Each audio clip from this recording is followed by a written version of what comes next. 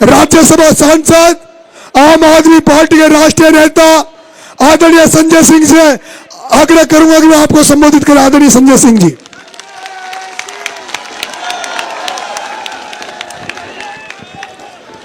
भारत माता की, भारत माता की।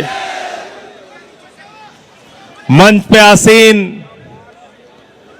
नागौर से लोकसभा के सांसद, आरएलपी के राष्ट्रीय अध्यक्ष भाई हनुमान बेनीवाल जी,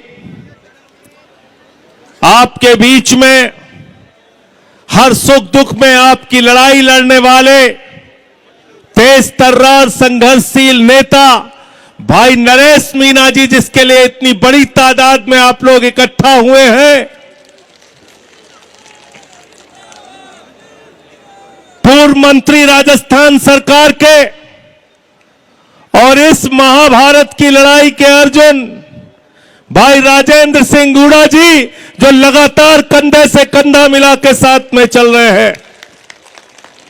और हमारे बीच में उत्तर प्रदेश के पूर्व मुख्यमंत्री अखिलेश यादव जी का संदेशा लेके अतुल प्रधान जी आपकी लड़ाई में आपके साथ हैं। हमारे बीच में आम आदमी पार्टी का एक एक कार्यकर्ता पिछले 10-12 दिनों से नरेश मीणा के साथ लगा हुआ है। मैं अपने कार्यकर्ताओं का भी अभिनंदन करता हूं, उनका भी वंदन करता हूं। साथियों और दोस्तों, आज इस अंता की धरती पे इतने बड़े जन सैलाब के साथ इकट्ठा होके आपने संदेश दिया है कि भारतीय जनता पार्टी और कांग्रेस दोनों का अंत अंता में होने जा रहा है, दोनों का अंत होने जा रहा है। राजस्थान वीरों की धरती है, क्रांतिकारियों की धरती है। भारत की सेना में रह के अपने प्राणों की आहुति देने वाले उन वीर जवानों की धरती को मैं नमन करता हूं, जिसके लिए लड़ाई लड़ने का काम नरेश मीणा करते हैं। नरेश मीणा आपकी लड़ाई लड़ने का काम करते हैं, संघर्ष करते हैं। साथियों और दोस्तों, मैं इसलिए आया, बिहार के चुनाव प्रचार में था। बिहार का चुनाव प्रचार खत्म भी नहीं हुआ था, अरविंद केजरीवाल जी का फोन आया, केजरीवाल जी का संदेश आया। उन्होंने साफ तौर पे कहा, एक हमारा साथी संघर्ष कर रहा है, उसके लिए आपको जाना है और मैं दिल्ली से चल के आज आपके बीच में हूं। क्या इतिहास है इस शख्स का। आपने इनको खून से तौल दिया, अपने शरीर का खून निकालकर इनको तौल दिया। पहली बार इतिहास कायम किया आपने।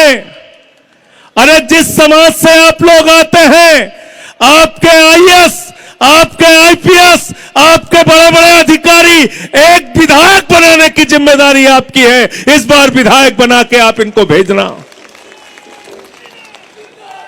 और दूसरी बात, पैर में चप्पल नहीं है इनके। ये चप्पल पहनेंगे कि नहीं पहनेंगे, बताओ आप। पहनेंगे ना, पहनेंगे ना। इनके संघर्षों की दास्तान बेनीवाल साहब रास्ते में सुना मैंने, बहुत सारे साथियों ने बताया। हम और अतुल प्रधान जी थे झालावाड़ में, बच्चों की मौत हो गई स्कूल की बिल्डिंग गिरने से, जहां पे 2 बार के मुख्यमंत्री रहती हैं, वहां पर बिल्डिंग गिरने से 7 बच्चों की मौत हो गई। और पता चला कि भारतीय जनता पार्टी की सरकार ने मुआवजे के तौर पे बकरी देने का काम किया। मैं बीजेपी वालों से कहना चाहता हूं, वो बकरी के बच्चे नहीं थे, वो इंसानों के बच्चे थे जिनकी मौत हुई थी, वो बकरी के बच्चे नहीं थे। आप बकरी दे रहे हो मुआवजे में। आपके घर का बच्चा मर जाए तो, आपके घर के बच्चे की किसी दुर्घटना में मौत हो जाए तो, आज इस देश में सत्ता किसके लिए चल रही है मेरे भाइयों? कहते परिवारवाद नहीं है बीजेपी में। अरे बीजेपी से बड़ा परिवारवाद कहां है जरा बताओ। मोदी जी अभी गए थे बिहार में, कह रहे थे बिहार के लोग रील से रोजगार ले लो, राजस्थान के लोग तुम अग्निवीर बन जाओ। लेकिन जो अमित शाह का बेटा है जिसको बल्ला पकड़ना नहीं आता, वो आईसीसी का चेयरमैन बनेगा, पाकिस्तान से क्रिकेट करा के हजारों करोड़ कमाएगा। यह कहां की व्यवस्था है बताओ, ये कहां की व्यवस्था है। आपके लिए लड़ाई शख्स ने एसडीएम को थप्पड़ मारने का जो कांड हुआ, 8 महीने जेल में रहे, 8 महीने जेल का कष्ट मुझे मालूम है मेरे भाइयों। यहां जब माताएं बहनें बैठी है ना, इनसे पूछना बताएंगे जब इनके घरों के बच्चे जेल में डाले जाते हैं कितनी तकलीफ में इनकी जिंदगी गुजरती है। और आज मुझे बहुत खुशी है, इस लड़ाई का नेतृत्व मातृशक्ति कर रही है। हमारी माताएं बहनें सुबह से यहां बैठी हैं। इस लड़ाई में आपको कोई हरा नहीं सकता। जिता के भेजना नरेश मीणा को, जिता के भेजना, इसलिए जिता के भेजना कि अरविंद केजरीवाल को, संजय सिंह को, हनुमान बेनीवाल को, अतुल प्रधान को, राजेंद्र सिंह को निराश ना होना पड़े। जो लोग लड़ते हैं उनके साथ जनता खड़ी होती है, यह विश्वास दिला के अंता से भेजना आप। और कितना काम करेगा कोई आदमी आपके लिए। 15 दिन का अनशन किया, 8 महीने जेल में रहे, कितना संघर्ष कराओगे नरेश मीणा से। और आज बहुत खुशी की बात है कि इनके लिए कोई एक जाति नहीं, मीणा भी इनके साथ, जाट भी इनके साथ, गुर्जर भी इनके साथ, राजपूत भी इनके साथ, दलित भी इनके साथ, पिछड़ा भी इनके साथ, हिंदू भी इनके साथ, मुसलमान भी इनके साथ, सिख भी इनके साथ, ईसाई भी इनके साथ, नौजवान भी इनके साथ, किसान भी इनके साथ, और हमारी माताएं बहनें भी इनके साथ। इनको कोई हरा नहीं सकता। जिता के आपको भेजना है। जिताओगे कि नहीं जिताओगे बताओ। और चुनाव निशान भी बहुत बढ़िया है। क्या चुनाव निशान है? क्या चुनाव निशान है? अपने श्रम, अपने खून, अपने पसीने से ये गन्ना पैदा करता है किसान, लेकिन उसको दाम दिलवाने के लिए लड़ाई लड़ने का काम किसानों के नेता भाई हनुमान बेनीवाल, भाई नरेश मीणा, भाई राजेंद्र सिंह, अतुल प्रधान जैसे लोगों को सामने आकर लाठियां खानी पड़ती है, संघर्ष करना पड़ता है। मैं आपसे यह कहने के लिए आया हूं, आपके लिए विधानसभा में एक आवाज तो ऐसी होनी चाहिए जो राजस्थान के खजाने की रखवाली कर सके, और वो कोई कर सकता है तो नरेश मीणा कर सकते हैं। कोई एक आदमी तो हो जो बच्चों के स्कूल के लिए आवाज उठाए, मिड डे मील के लिए आवाज उठाए, टूटी सड़कों के लिए आवाज उठाए, अस्पताल की दवाइयों के लिए आवाज उठाए। वो कौन है? वो आपका ये बेटा बन सकता है। बेटा, इसको जिता के भेजना। मैं बार बार जिताने की अपील इसलिए कर रहा हूं, मुझे पता चला, मैं इनके वीडियो देख रहा था, 3 बार चुनाव हार चुके हैं, 3 बार, 2 बार चुनाव हार चुके हैं। पिछली बार दूसरे नंबर पे थे, इस बार नंबर 1 पे आपको पहुंचाना है। कब तक ऐसे लोग हारते रहेंगे जो आपके लिए लड़ते हैं? कब तक ऐसे लोग हारते रहेंगे जो आपके लिए लाठियां खाते हैं?